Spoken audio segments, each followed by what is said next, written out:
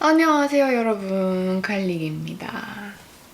오늘은 오랜만에 저희 페이보릿템들을 가지고 돌아왔습니다. 그러면 바로 시작해 보겠습니다 여러분. 먼저 첫 번째 아이템은 저의 요즘 데일리 베이스 힌스의 세컨 스킨 파운데이션 21호 아이보리고요. 한 3월 중순쯤 올리브영에서 세일할 때 구매한 제품이고, 올리브영 갈 때 엄청 많은 정보를 갖고 있지 않았는데 그냥 거기서 즉석해서 테스트해본 결과 뭐 컬러나 가격이나 뭐 이런 면에서 괜찮다고 생각돼서 구매한 제품이고, 너무 잘 샀다라고 생각하는 제품입니다. 지금도 제가 바른 제품인데 피부가 정말 예뻐 보이죠?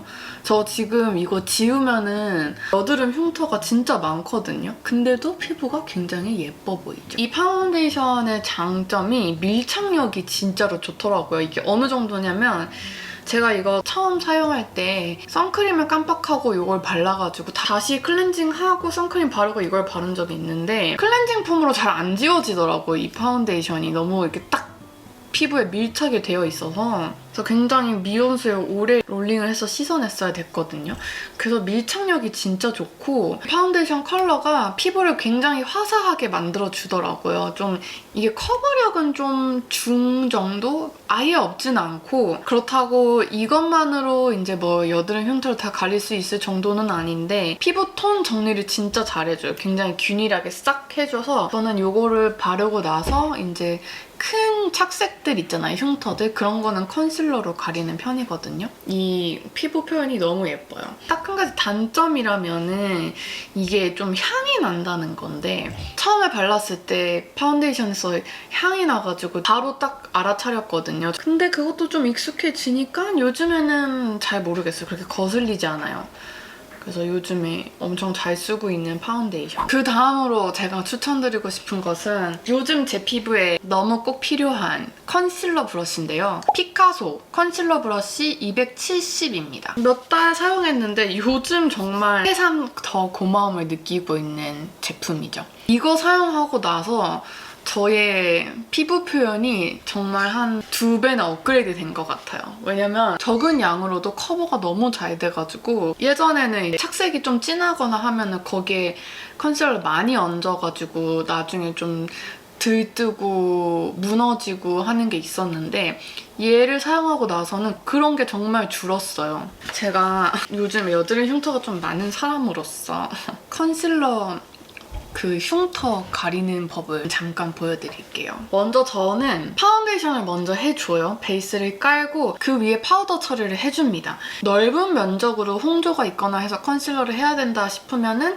파우더 전에 컨실러를 해주는 게 좋지만, 저처럼 국소 부위에 컨실러가 필요한 상황이라면은 약하게 파우더 처리를 하고 그 위에 컨실러를 올리는 게 지속력이 훨씬 오래가고 이 파우더가 그 컨실러를 쫙 잡아주는 느낌이랄까? 그리고 컨실러를 하고 파우더를 하면은 그 파우더 처리를 하는 과정에서 컨실러가 지워지기도 하고 그러잖아요. 그래서 저는 파우더를 먼저 하고 컨실러를 발라주는데요. 파우더는 일단 투쿠포스쿨의 피니싱 파우더를 저는 쭉 사용하고 있고요. 그 다음에 컨실러는 이거 아마 제가 예전에 추천드린 적이 있을 거예요. 메디큐브 레드 컨실러인데 21호. 제가 이거 2통째 사용하고 있는데 처음에는 단순 선물을 받아가지고 써봤던 거고 너무 좋아서 두 번째는 제가 구매를 했어요. 되게 소량만 사용해서 그런지 이거 산지 진짜 거의 1년 다 된 것 같은데 아직도 남아있거든요. 빨간 흉터들 가리는데 정말 좋아요. 그래서 이거를 사용을 해서 손등에 조금 덜어주고요, 이 컨실러를. 그 다음에 이 붓을 콕콕콕 찍어줘요, 컨실러 위에. 그래서 이걸 잘 먹여가지고 이 흉터 위에 콕콕콕 찍어서 먼저 가려주고, 조금 시간이 더 지난 뒤에 다시 이 브러쉬를 사용해서 경계선을 살살 풀어줍니다. 이 컨실러 처음에 찍어놓고 나머지 화장하고 거의 마무리 단계에서 경계선 풀어주면 될 것 같아요. 그렇게 하면은 얇게 커버가 되면서도 정말 자연스럽고 최고예요.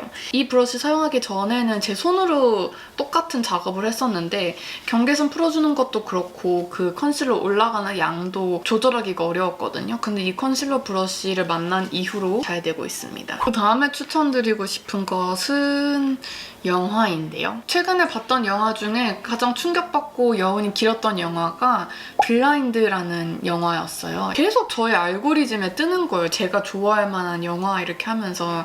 그래서 어느 날 시간이 나서 봤는데 너무 재밌는 거예요. 이 남자가 장님인데 굉장히 성격이 예민하고 개팍해가지고 이 사람을 케어해줄 사람으로 이 여자 주인공이 집으로 들어와서 같이 지내게 됐는데 둘이 사랑에 빠지는 그런 내용이거든요. 근데 뒤에 이야기 엔딩도 너무나 충격적이었고 중반 정도에 살짝 지루한데 그것만 잘 넘기면은 그 마지막 20분 정도가 진짜 엄청 몰입감이 높더라고요. 되게 애틋하기도 하고 엔딩이 너무 충격적이기도 하고 이제 영화가 끝나고 검은 화면이 떴을 때 제가 막 이러고 있었거든요. 되게 재밌게 봤고 주인공들이 연기도 너무 잘하고 남자 배우도 너무너무 매력있고 여자 배우도 못나게 분장을 했지만 그럼에도 되게 매력있더라고요. 그래서 그 영화 안 보셨다면 추천드립니다. 제가 최근에 책을 2권을 읽었거든요. 첫 번째 책은 양기자 작가님의 모순, 두 번째는 김혜련 작가님의 바깥은 여름이라는 책입니다. 요거는 구독자님한테 선물 받은 책이고 이거는 제가 예전에 사서 안 읽던 책이었거든요. 근데 제가 책 추천 컨텐츠 영상 찍었을 때 여러분들이 정말 많은 책들을 저한테 추천을 해주셨는데 제 책장에 있는 책들도 꽤 많더라고요. 제가 아직 안 읽은. 그래서 요 2개가 그거였고 이번에 읽어봤는데 너무 재밌었어요. 개인적인 취향으로는 얘가 좀 더 재밌었습니다. 얘는 단편소설집이고 요거는 장편소설인데 요 단편소설은 좀 되게 우울해요. 슬프고 뭔가 전체적으로 분위기가 엄청 더운데 비까지 추적추적 내려서 습기 차고 우중충한 그런 분위기의 책이에요. 처음에는 왜 이런 슬픈 이야기들만 있는 거지 싶은 책이었거든요. 여기 안에 한 7개 정도의 단편소설이 들어가 있는데 현실에 있을 법하면서도 분위기가 다 달라서 재밌었어요. 이거는 상황이나 인물 간의 관계 묘사가 정말 잘 돼 있는 책이라고 느꼈고 이 모순 같은 경우에는 그냥 한 여자의 선택에 관한 소설인데 이 소설도 되게 뭔가 여운이 엄청 많이 남았던 책이었던 것 같아요. 이 책도 마지막 쯤에 몰입감이 엄청 확 높아지는 그런 책인데 이것도 약간 충격적이기도 하고 좀 슬프기도 하고 그리고 되게 이 주인공의 상황이 이해가 가는 둘 다 아주 좋은 책입니다. 그리고 그 다음 추천은 좀 소소한 건데요. 펜입니다. 제가 매년 플래너를 쓰잖아요. 한 해의 플래너에는 같은 종류의 펜으로만 쓰는 거 좋아하거든요. 작년에는 제가 만년필을 썼었고 근데 그 만년필은 좀 두껍게 나오고 좀 오래 이렇게 꾹 누르면 잉크가 번져서 뒤에까지 이렇게 보이는 게 싫어가지고 올해 다른 볼펜을 사야겠다 싶어서 문구점에 갔어요. 여기서 잠깐 제 필통을 보여드리자면 이게 저의 필통이고 언제 샀는지도 모르는 오래된 필통이고 6개의 아이템을 필통에 넣고 다니는데요.